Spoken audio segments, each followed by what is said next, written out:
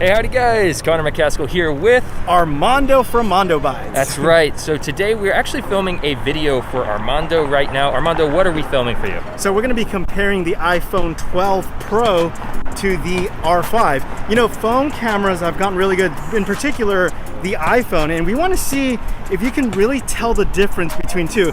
And if you want to see that comparison, check out the channel. Yeah, so I'll have his video linked down below and probably annotated up above, so make sure you check that out. But for myself, I'm actually going to be testing out all the different video features on the iPhone 12 Pro and really see if it replaces the need for a camera in most cases, especially when it comes to simple stuff like vlogging. So without any further ado, I'm just going to go around and shoot all the different video modes on the iPhone 12 Pro and see how well it performs. Let's do it.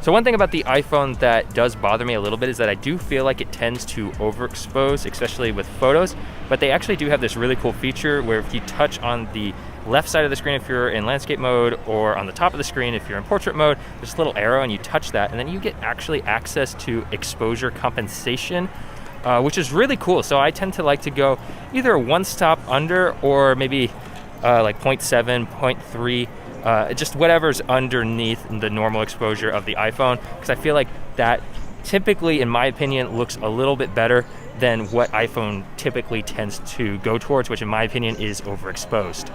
Okay, Armando, so we're halfway through kind of shooting the videos. We're about to scoot out of Santa Monica and head over to Venice Beach, right? Can I just say something really quick? Yeah, please do. We are being backlit right now by the sun. Yeah. There's no light in front of us, and it looks I mean, from here, yeah, it looks great. I know. It's that stupid AI, artificial intelligence, that's doing some major wonders when it comes to exposure. That's probably the best feature about iPhone. Let's not forget that this is the front-facing camera. Yes. I know, yeah. This isn't the better camera. In fact, if I want to, we can switch over to the back-facing camera. This is actually the wide camera.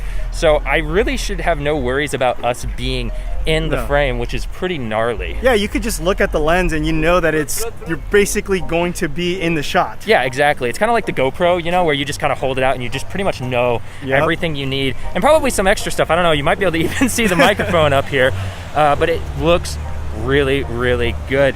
Something that Armando and I were talking about is that the setup time on an iPhone is nothing.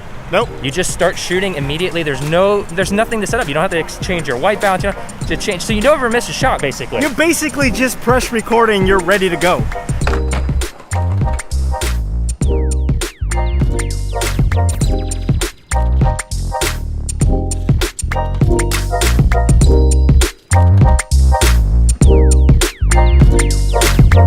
So we're in Venice now. We just filmed a bunch of cool skateboarders, so probably already played that for you guys, but this is going to be an audio test. So right now I am recording on the Movo microphone using the little Lightning to 3.5 millimeter jack. I almost forgot the name. Adapter. The dongle. The dongle. So this is with the microphone, and then I'm gonna unplug it and then talk to you guys without it, and then we can see how it compares. Okay, so now I am recording without the microphone. This is the internal microphones on the iPhone 12 Pro. I am actually curious for myself to even hear how this sounds in comparison, but you guys let me know down below which one sounds better. What do you think? Dude, the Movo's gonna blow it out of the water. Yeah, the Movo's gonna just destroy it.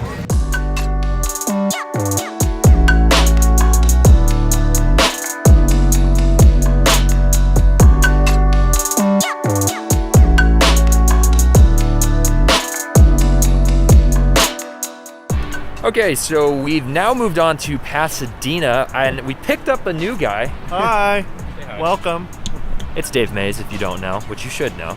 But anyways, we're doing some night tests now, and this is the front-facing camera at night.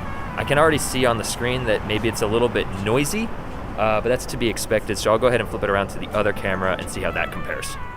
Okay, so I've now switched over to the rear camera. This should, in theory, look significantly better than the front-facing camera, the selfie camera. But you guys tell me, what do you guys think? Do you think it makes that much of a difference? Yeah. Hi. Look We're at both wearing the same Fuji Juice hat. Yeah. Represent Zach Mayfield. That's right. If you want to pick up one of these hats yourself, which I know you do, because Fuji Juice is all the rage these days. Then become friends with Zach and That's shoot right. a video for him. That's all you gotta do, shoot a video. And then he'll send it to you for free. That's right. Or just use the link down below. Yeah. Fuji Juice is here. Hey, Editing Connor here. I'm gonna talk to you guys about some of the things that I've discovered now that I've been looking at the video footage in an actual computer, in an actual editor. The first thing that I want to talk about is the fact that the night video is really bad, and not just on the selfie camera, it's bad on the rear camera as well. It's pretty noisy, it's super muddy.